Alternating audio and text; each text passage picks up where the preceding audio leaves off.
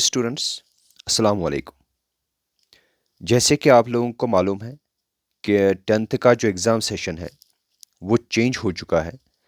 अब 10th का exam March में होगा। नॉट ओनली सेशन चेंज हो चुका है, बल्कि जो पेपर पैटर्न है वो भी लास्ट ईयर से बदल चुका है। बहुत सारे बच्चों को इसके बारे में ऑलरेडी जानकारी होगी, वो जानते होंगे इसके बारे में। बट मुझे लगता है कि बहुत सारे बच्चों को इसके बारे में मालूम नहीं होगा। बच्चे अपने हिसाब से बहुत ज़्यादा मेहनत करते हैं, बहुत ज़्यादा हार्ड वर्क करते हैं, बट उनका जो रिज़ल्ट आता है वो एज़ एक्सपेक्टेड नहीं आता है। उसका एक बड़ा रीज़न, बड़ा कारण ये होता है कि स्मार्ट वर्क की कमी होती है उनमें। वो हार्ड वर्क तो बहुत ज़्यादा करते हैं, बट शायद स्मार्ट वर्क नहीं कर पाते हैं।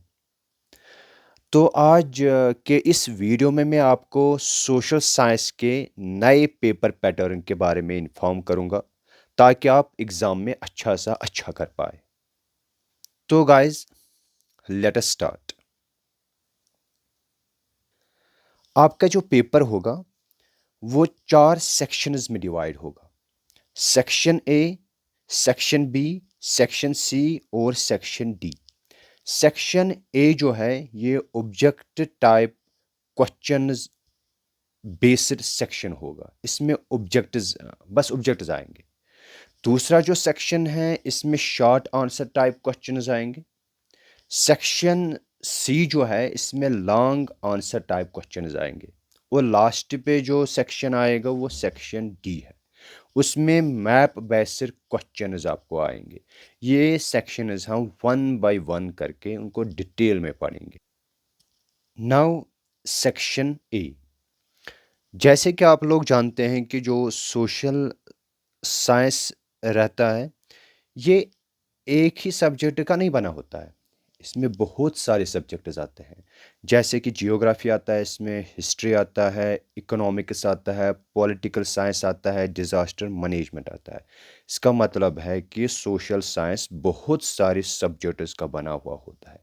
और जो अब पेपर आएगा वो भी तो इन सारे सब्जेक्ट्स में आएंगे। चाहे ऑब्जेक्टिव्स आएंगे, चाहे शॉर्ट टाइप क्वेश्चंस आएंगे, चाहे लॉन्ग टाइप क्वेश्चंस आएंगे। ये हर एक पोर्शन में आपको आएंगे। जियो में भी आएंगे, हिस्ट्री से भी आएंगे, इकोनॉमिक्स से भी आएंगे, पॉलिटिकल साइंस से भी आएंगे। पहले हम सेक्शन ए के बारे में जानेंगे। मैंने पहले ही बताया कि ये ऑब्जेक्टिव टाइप क्वेश्चंस का सेक्शन होगा। इसमें क्वेश्चन नंबर 1 आता है। मतलब कि सेक्शन ए जो है इसमें एक ही क्वेश्चन आता है जो ऑब्जेक्ट्स पे बेस्ड होता है।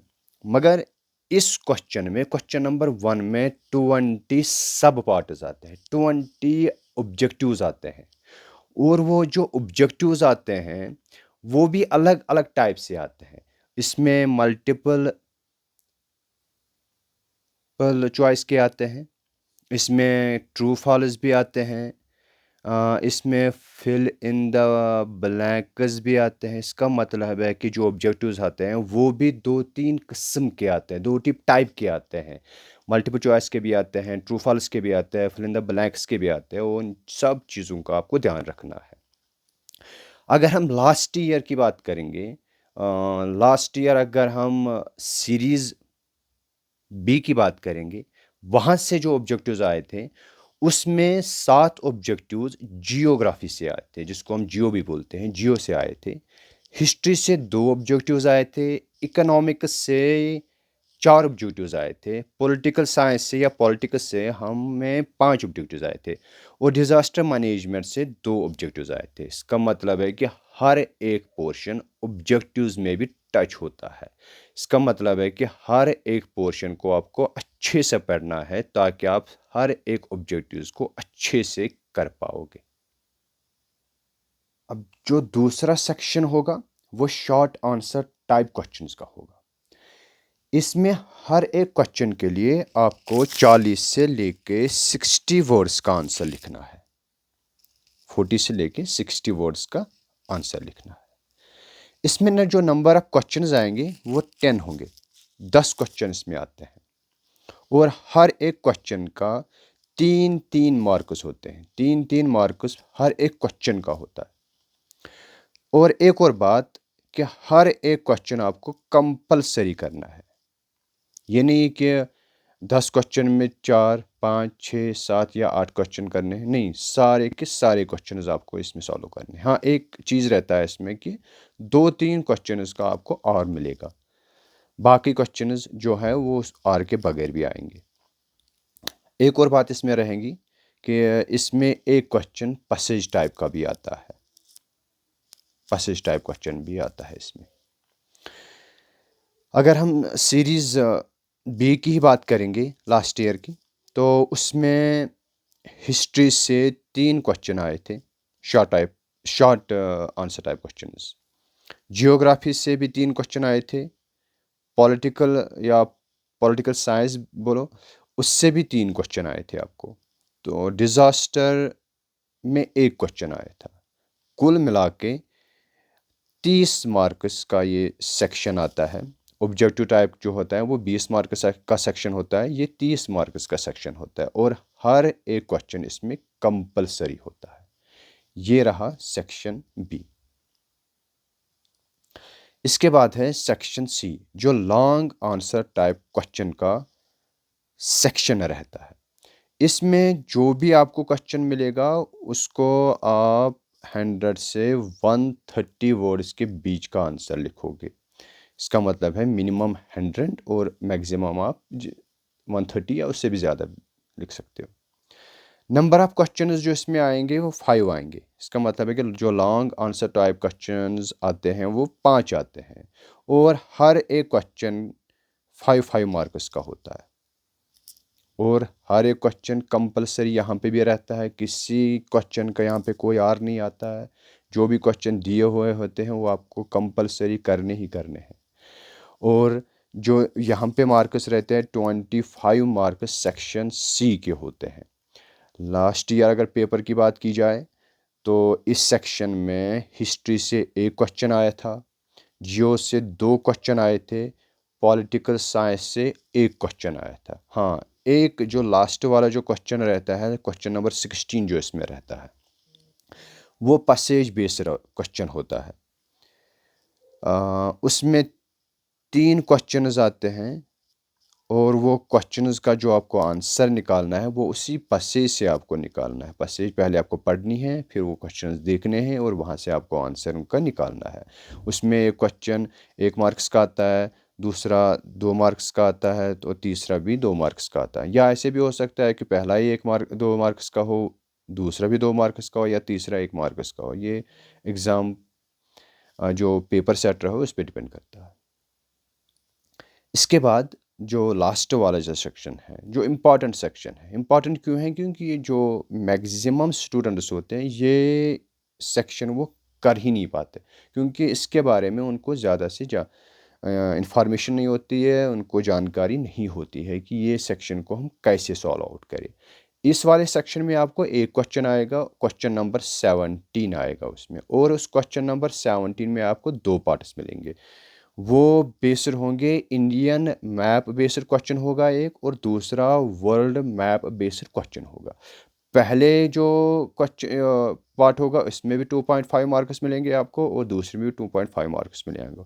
टोटल में यहाँ आपको 5 मार्क्स मिलेंगे सेक्शन डी में।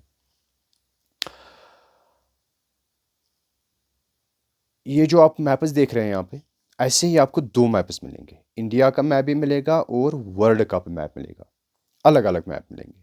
और जो ये क्वेश्चन है ये आपको इन्हीं मैप्स पे सॉल्व करना है, और ये मैप आपको आंसर बुक के साथ फिर उनको वापस करने होंगे। मगर ध्यान रहे कि यहाँ आप ऊपर अपना रोल नंबर लिखेंगे, यहाँ पे भी आप अपना रोल नंबर लिखेंगे, क्योंकि ये आपको 2 अलग अलग मैप्स मिलेंगे। एक ही मैप नहीं मिलेगा, 2 अलग अलग मैप्स मिलेंगे। मैं आपको यहाँ पे एक क्वेश्चन सॉल्व करके दूंगा जो पिछले साल आया था इसी सीरीज़ से, सीरीज़ बी से आया था। ये मैं आपको सॉल्व करके दूंगा ताकि आपको इसका अच्छे से आइडिया आए कि ये करना कैसे है। इस क्वेश्चन में बोला क्या गया है कि इन एन आउटलाइन मैप दिया है, ऑफ इंडिया, इंडिया का map. Label the cities on Delhi Srinagar highway. Delhi Srinagar highway पे कौन कौन से सिटीज़ इसमें पड़ते हैं। यहाँ पे दिया गया है दिल्ली, जालंधर, जम्मू, श्रीनगर और पठानकोट। आपको क्या करना है, आपको उन जगहों को बस पिन पॉइंट करना है कि ये जगह कहाँ पे है, और वहाँ आपको उस जगह का नाम लिखना है और ज़्यादा कुछ नहीं करना है। जैसे यहाँ पे मैंने मैप में दिया है कि ये वाला पॉइंट है, ये जम्मू का है, ये जो पॉइंट है ये पठानकोट है, ये जालंधर है। मैं आपको दिखाऊंगा, देखो यहाँ को आपको क्या करना है कि यहाँ को आपको मार्क करना है, यहाँ पे लिखना है जम्मू, यहाँ पे आपको लिखना है पठानकोट, और यहाँ पे आपको लिखना है जालंधर। बस ऐसे ही आपको एग्ज़ाम में भी करना है और कुछ नहीं करना है, और आपको इसमें 2.5 मार्क्स ऐसे ही मिलेंगे, ज़्यादा कुछ करना है नहीं। ये बस यहाँ पे आपको पिन पॉइंट करने हैं और यहाँ आपको इसका नाम लिखना है। यही आपको एग्ज़ाम में भी करना है। इसके बाद एक और दूसरा जो क्वेश्चन आता है वो मैंने पहले ही बताया कि वो वर्ल्ड मैप पे बेस्ड है। इस वाले क्वेश्चन में क्या बोला गया है, ऑन द आउटलाइन मैप, जो मैप आपको दिया गया या दिया जाएगा उस time, label 3 neighbouring countries of India not sharing border with India. आपको 3 कंट्रियों के नाम बोलने हैं, उन कंट्रियों को एक्चुअली पिन पॉइंट करना, नाम नहीं, आपको पिन पॉइंट भी करना है, उनको दिखाना है एक्चुअली मैप पे कि वो कहाँ पे है, कौन कौन से 3 कंट्रीज़ है, उनका नाम क्या है जो इंडिया के नेबर में है, बट उनका जो बॉर्डर है वो इंडिया के साथ शेयर नहीं होता है। आप क्या करते हैं कि जल्दी में क्वेश्चन पढ़ते हो, पूरा क्वेश्चन आपको समझ नहीं आता है, आप आधा क्वेश्चन समझ पाते हो तो और जवाब लिखना शुरू कर देते हो। बहुत से बच्चे क्या करते हैं कि वो देख लेते हैं कि यहाँ पे नेबरिंग कंट्रीज़ दिया गया है, तो आप फटाफट यहाँ पे लिखते हैं कि ये यहाँ पे चाइना है, ये यहाँ पे बांग्लादेश है, यहाँ पे ये पाकिस्तान है, तो बात ख़त्म। बट वहाँ पे क्वेश्चन में दिया गया है वो 3 कंट्रीज़ जो इंडिया के नेबर में हैं, बट उनका बॉर्डर इंडिया के साथ शेयर नहीं होता। मैंने यहाँ पे आपको दिखाया है, ये जो पोर्शन है, ये जो कंट्री है, ये मंगोलिया है, ये जो कंट्री है ये रशिया है, ये जो यहाँ पे कंट्री है ये ईरान है, ये जो कंट्रीज है ये सब इंडिया के नेबर्स में पास में है, बट उनका बॉर्डर इंडिया के साथ शेयर नहीं होता है। यही आपको मैप पे भी करना है। यहाँ आपको बस एरो दिखानी है, ये ऊपर नाम लिखना है मंगोलिया, यहाँ पे जगह है, आप बीच में भी लिख सकते हो यहाँ पे रशिया, और यहाँ पे जगह नहीं है, आप यहाँ से एरो निकाल सकते हो यहाँ तक, और यहाँ पे ईरान लिखते हो, ईरान लिखना है। बस इतना ही करना है, बाकी आपको कुछ नहीं करना है। हाँ, क्वेश्चन अलग अलग हो सकता है, जैसे पहले वाले जो क्वेश्चन था यहाँ पे हमें बताया गया है कि कौन सी सिटीज़ जो दिल्ली और श्रीनगर के हाईवे के बीच में पड़ती हैं।